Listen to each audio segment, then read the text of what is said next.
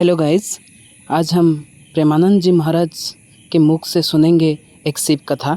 चलिए सुनते हैं। सुनाया था एक बार भगवान शंकर की कृपा, माता पार्वती जी से कहा चलो मैं आपको अपने भक्त के दर्शन कराता हूं। बोले चलो प्रभु।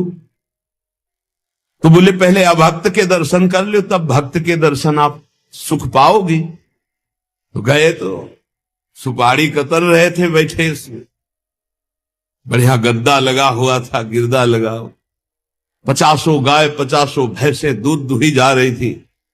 प्रातःकालीन का समय था।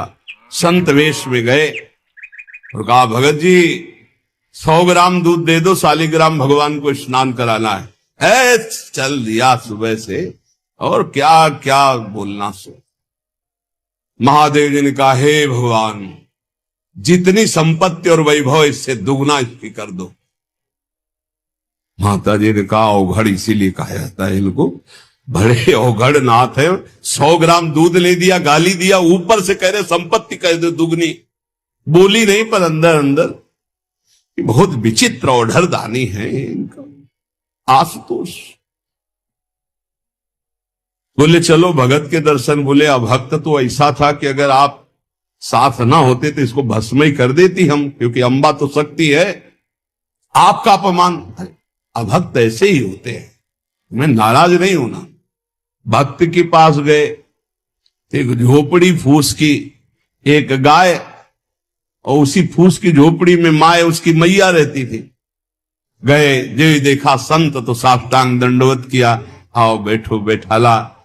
100-200 ग्राम गाय का दूध होगा, वो बढ़िया पान करने को ले दिया। प्रभु थोड़ी देर भगवत चर्चा हुई। भगवान शिव ने कहा अच्छा भाई चलते हैं, हम तो विचरण करते रहते हैं। बोले संत भगवान कभी पुनः कृपा करके आना। हम कुटिया के बाहर निकले और कहा हे करुणा निधान भगवान, इसकी गैया और मैया दोनों हटा दो, मार दो। अंबा जी ने कहा आप बर्दाश्त नहीं होगा, 100 ग्राम दूध नहीं दिया तो उसको दुगना संपत्ति दे दी, और एक गाय पूरा दूध आपको पिला दिया, और मैया बातचीत करने के लिए थी उसको भी आपने मार दिया। कहा कि वो ये क्या है? बोले अभी तुम नहीं समझ।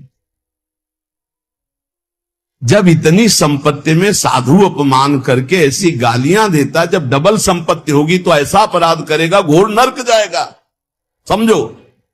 और इसका कुछ मन मैया में जाता है, कुछ गैया में जाता है। दोनों भगवान के पास गए, वे अखंड हमारा चिंतन करेगा, या हमें लीन हो जाएगा।